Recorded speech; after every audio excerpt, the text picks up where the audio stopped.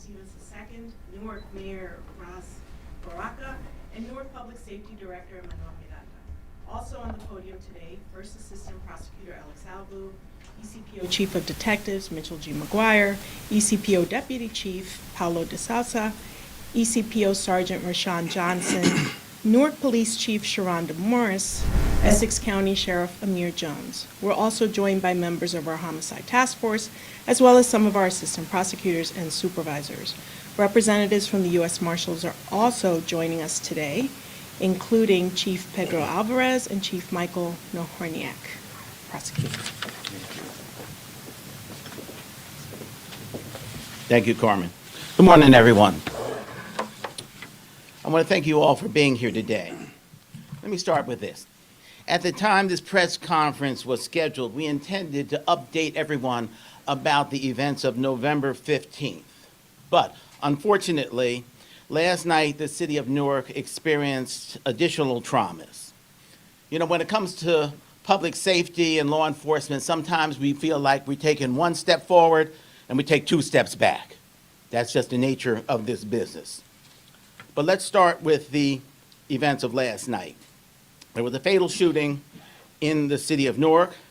This is an active and ongoing investigation, so there isn't much I can share with you at this particular time, but I can confirm some important details. The shooting happened in a studio used to record music videos at 790 Clinton Avenue in Newark. Police arrived at the scene at 8 p.m., where they found 4 males with gunshot wounds. 20-year-old Namir Bynum of Newark was pronounced dead at the scene. The second victim, 20-year-old Osawaman Uyame, also of Newark, was pronounced dead at University Hospital at 8:41 p.m. There are 2 additional victims. They were shot and taken to University Hospital with non-life-threatening injuries. One of the victims was treated and released from the hospital. Now, with regard to the prior events, during the week of December 8th, detectives assigned to the Homicide Task Force in Essex County Prosecutor's Office made significant progress in the investigation into last month's fatal shooting that killed 3 people and injured 2 others here in the city of Newark. As a result of hundreds of man-hours of good old-fashioned police work, looking at technology, talking to witnesses, all the things that go into that job, 4 individuals are now in custody. They are 31-year-old Almuda Thomas, 26-year-old Quayan Williams King, 19-year-old Verquan Boykins Jr., and a 16-year-old male, also from Newark, who, of course, will not be identified. All 4 defendants have been charged with 3 counts of first-degree murder, 2 counts of aggravated assault, and conspiracy to commit murder. Boykins Jr. and the juvenile were additionally charged with possession of a weapon and possession of a weapon for an unlawful purpose. Thomas and Williams King face additional charges of aggravated arson and theft of a motor vehicle. Now, these charges stem from the shooting death of 10-year-old Jordan Garcia, 21-year-old Kaya May Scott, and 19-year-old Masai Rogers. That occurred on Saturday, November 15th, on the 300 block of Chancellor Avenue in the city of Newark. 60-year-old Shepard Miller and 11-year-old brother of the 10-year-old were also injured at that time, and both are out of the hospital, thankfully. Following the murders, our investigators were able to identify the vehicle used by the suspects. That vehicle had been stolen approximately 20 days prior to the shooting. Detectives later located the vehicle parked in Newark, where it had been set on fire. Through exhaustive surveillance and investigative work in Newark, detectives were also able to identify an additional vehicle leaving the scene of the arson. The detectives were able to confirm that the suspect vehicle was also stolen from a surrounding community. Approximately 36 hours later, on Monday, November 17th, that vehicle was involved in an eluding incident here in the city of Newark. After a pursuit, detectives identified Quayon Williams King as the driver. Williams King and another male, who was not involved in the homicide investigation, were arrested and charged with possession of a weapon, receiving stolen property, and eluding. Newark police officers and homicide detectives recovered 2 firearms during the search of the vehicle. However, neither weapon recovered matched those were used in the shooting on November 15th. Following the arrest of Williams King, detectives were able to confirm the events that led up to the shooting of November 15th. We know that Almuda Thomas was picked up by Williams King in a stolen vehicle. Detectives confirmed that Thomas and Williams King met with the 16-year-old and Boykins later that evening. The 16-year-old and Boykins were transported to the area of Chancellor Avenue and Wainwright Street. Both ran around the corner to Chancellor Avenue, and they opened fire, striking the 5 victims. 2 of the victims, the 10-year-old Jordan Rivera and 21-year-old Kaya May Scott, died that evening, and 19-year-old Masai Rogers died a few days later. After firing their weapons, the juvenile and Boykins returned to the suspect vehicle, and all 4 fled the scene. While we are certain that we have the right individuals that we've arrested in this, there may be others involved. So, of course, this is still a continuing investigation. All of the efforts, though, everything that we've achieved up to this point was really a real miraculous effort. I was there that evening, and I know that the efforts that the individuals involved from the Newark Police Division, as well as the Essex County Prosecutor's Office, were exhaustive. They jumped right on it, and if there's anything to be said about the first 48 hours, that we maximized those efforts at that time, and that has led to the rather successful conclusion, if we can call it that, in terms of getting the perpetrators in custody. With that, we're going to have the mayor. With Mayor Baraka? Right here. Thank you. Good morning. I just want to first thank the Essex County Prosecutor and Homicide Task Force, all of our partners in the city, our federal partners, our state partners, our county partners.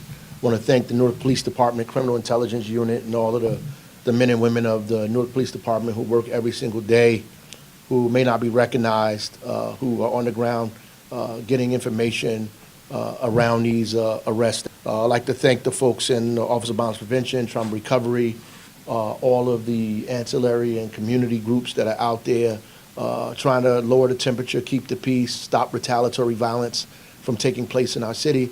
They do exhaustive and often work that's not rewarded. So I want to thank them as well. I'm glad that we had the opportunity to bring justice for this family and closure to these mothers who have lost children in this tragedy that took place on Chancellor Avenue, that we would bring them to justice, and we did, and so I am thankful for that. Unfortunately, as the prosecutor said, the night before we were celebrating, to talk about how we're going to discuss with you the fact that we arrested these people. We had a fatal shooting last evening, and, we really have to do a lot around dealing with these young people and acts that they have so readily available to them, so easily attainable for them to have in their hands, and taking those guns and using it and combining it with music and entertainment, and almost making this into a full feature film, if you will. And it is up to us, not just the police department and the law enforcement agencies. It's up to us. It's up to community groups, to fathers, to mothers, to Office of Violence Prevention, to folks like that who are on the street, to begin to head these things off at the pass, to stop them before they begin, to take guns out of young people's hands, to make them interested in other things other than talking about hurting and killing and harming one another, and putting them in places and institutions that will allow them to experience their best self and not suck them into what we are seeing happening here today. I am 100% sure we will bring closure to this as well, that somebody will be arrested and that people will be accounted for in this. Our police department, the prosecutor's office do a hell of a job in making sure that we close out these cases, but we have to make sure that they have no cases to in fact close out. So, thank you. Thank you, Mr. Mayor. And also, our number one partners in this effort is the Public Safety Department from the City of Newark and Newark Police Division, and their director is going to come forward now, Mr. Emmanuel Miranda, Director. Good morning. Thank you, Prosecutor Stevens, Mayor Ras Baraka. I'm grateful that we have come together to learn about the 4 arrests of that shooting incident that occurred on November 15th. But it's also that we also remember the victims and their families during this holiday season. It's sure to be extremely challenging for them. They will forever remain in our thoughts and our prayers. But I trust that today's announcement about these arrests provides them with a measure of comfort and peace. We thank the Essex County Homicide Task Force for doing what it does so brilliantly. These detectives from the Essex County Sheriff's Office, New Jersey State Police, Newark PD, and the surrounding cities are the best of the best. We also thank the U.S. Marshals for assisting us in bringing these suspects into justice. And they have worked night and day to bring justice to the victims and their families. They have sacrificed long hours and precious times with their own families to ensure that these suspects were identified and apprehended. Our prayers also go out to the city of Newark, who was also deeply impacted by the senseless violence. We pray that your faith in public safety is strengthened by knowing that these suspects are off our streets and in custody. In the words of Mayor Ras Baraka, we must all hold the line. That's a demand to every Newark community member and visitor. It says that we have a part to play in keeping our streets safe and free of gun violence. It says if you see something, say something. Let us hold the line for the Newark neighborhoods. Also, I would like to add that year to date, we have had 30 homicides, which is the lowest since the 1950s. Year to date, we have recovered more than 550 guns off the city streets. And while those are great numbers, it doesn't mean anything to the victims. It doesn't mean anything to the family of the victims. So it's not something that we're actually extremely proud of, but it's something that let us know that we have to continue to work hard to make sure it doesn't happen again. Thank you.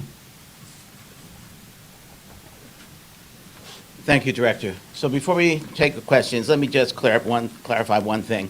When I started out and said, sometimes I feel like we take 1 step forward and 2 steps back. I don't want to give anybody the impression that we are anyway tired or that we're somehow so disappointed in what's going on here. As Director Miranda pointed out, we've made some great strides in terms of public safety here in Essex County, especially here in the city of Newark, by the guns taken off the street, the record low number of homicides. This takes us from last night into the 40s. We had 41 homicides, which is so low compared to a high years ago of 160. So we're making some strides. And I want you to know that, as they've said before, some poet said, we ain't no ways tired in terms of moving forward on this. So we're as resilient as we've ever been. And with everybody here, you wonder why I have so many people here. 2 reasons. One, I want to make sure y'all don't got plenty of back here, so you don't get tired. But on top of that, everybody here is committed. And I want to thank Juan Matos, who's our U.S. Marshal. Yes, our U.S. partner, federal partners do a great job. And from the beginning I've been here, they've been extremely important to us moving forward. But then also our local partners here, our Essex County Sheriff's Office, Amir Jones, we want to thank him for providing the reward money, which is often so important in terms of breaking these cases. And of course, our partners at the Newark Police Division can't do anything without them. So that we're here, we're happy with some of the progress we've made, but as the mayor points out, it's everybody's obligation to do what they can. We can't take guns off the street like we'd like to until they change the laws and prevent guns from being as readily available. Then that's going to be a fight we're going to have to deal with, but we'll continue to fight that fight. Any questions? Yes, sir.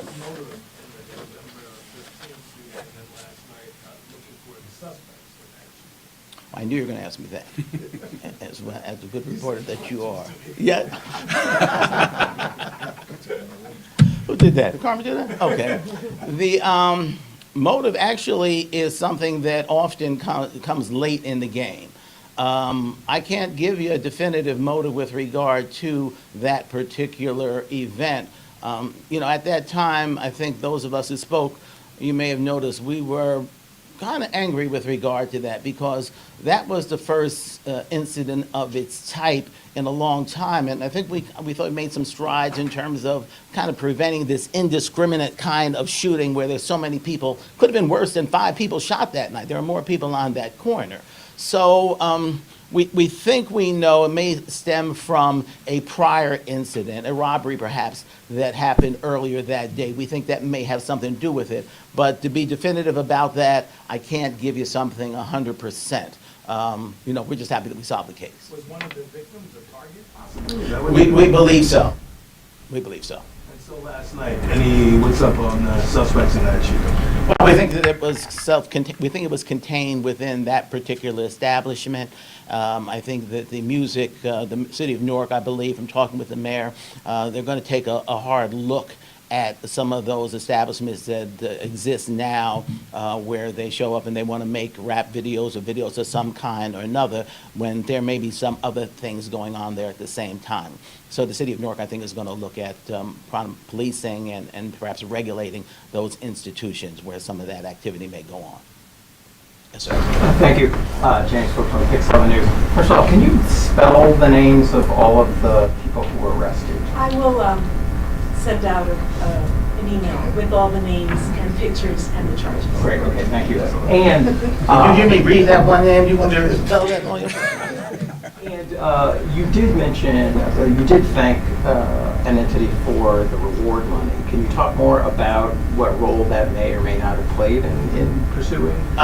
Sure. Did anybody? No. Nobody. No. Nobody made it. The reward was there, and I think it's essential. My point was, it's essential to get people's attention, to perhaps get some people to say something that know something. But no one made a claim for that reward on this particular occasion. The car that you stopped on November 17th, the white Mercedes, that's the one you're talking about that the 2 people were in. Yes. That started the ball rolling and the dominoes falling. Correct. How did you find out about that particular car? Was it video? Was it something somebody said to you about that stolen car that you stopped on the 17th? Well, there are a couple of things involved with it. We did have a tip that we were looking for that particular vehicle, a similar vehicle. And fortunately, we were able to identify that. And then when individuals started to elude the police, and obviously that gives the police some incentive that they have the right vehicle. And then we pursued it from that point. The defendant's first court appearance, is that happening today, or when that might be? And can anyone speak to just being able to deliver the news that an arrest has been made to the victims' families, how they process that information? And for so many of you, for several weeks, this community had been waiting for news. I have to imagine for this whole community, it is a tremendous celebration, if that's the correct way to put it, in this moment that something so nasty has been taken off the streets.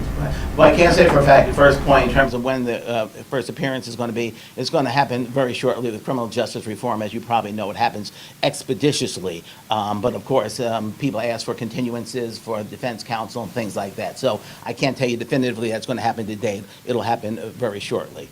And with regard to any sort of relief, every community, Newark, East Orange, Irvington, Short Hills, any community is going to experience that kind of relief when a crime has been committed and individuals get apprehended. So our purpose in terms of the time was to pull it together. This was an exhaustive effort to pull together exactly to get to where we are today. So it made no sense to come up and piecemeal information out there.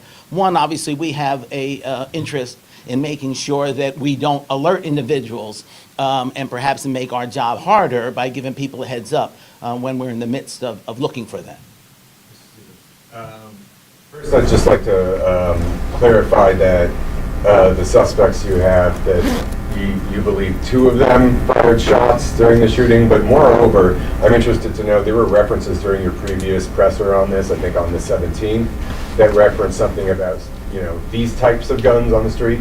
Is it, can you confirm that one of the weapons used was like some kind of assault weapon style pistol, small sub-machine gun? Mayor, I think you said something about these types of weapons. Is that? Did you say something?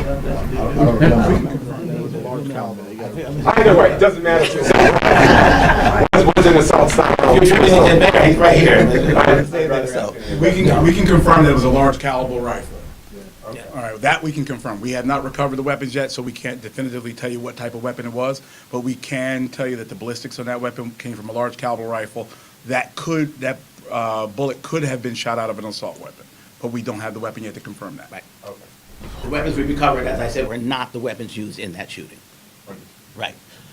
You spoke to the arson on the 17th, right? And then you said there was significant progress that was made this week, on the week of the 8th. What are those 3 weeks like in between? You called it good old-fashioned police work. What can you share about what that's like for your departments and making that progress that brings us to this point now? Surveillance, video and otherwise, following every lead, going in one direction that is a dead end and having to backtrack and to kind of go in a different direction. The supervisors here, 1 or 2 of them were kind of new in terms of not new in police work, not in this office, but in being in charge of an investigation like that. I was there at the scene on Chancellor Avenue on the 15th, and I know firsthand that they jumped into it with both feet and were assiduous in terms of following every lead. So that's what it was. These investigations are not linear. They're not 1, 2, 3. They go in every different direction. No suspects in last night's, or suspects or arrests in last night's shooting. It's continuing investigation at this point. That's all I'm going to say about that. The suspects in the November 15th, were they known to law enforcement previously? Did they have a track record? And the 16-year-old, when you try to move them up to adult status and try them? The individuals involved on the 16th were known to law enforcement, yes. And there's every likelihood that the 16-year-old will make an application to. Did they try to flee the city at any point? You brought in the marshal, so that just made. Not that we're aware of. No, they were apprehended locally. Okay, thank you so much. And wait, could you confirm it was 2 people who shot during the shooting? Now, which shooting are we talking about now? The 15th. The 15th, yes, 2 individuals. 2 individuals. Correct, yes. Okay, thank you so much.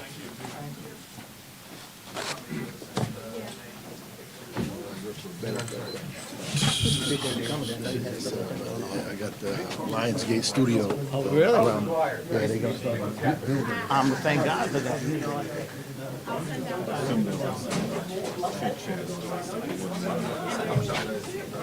No, I mean, it might be quick last time everyone was out, but let's talk, whatever you do. No.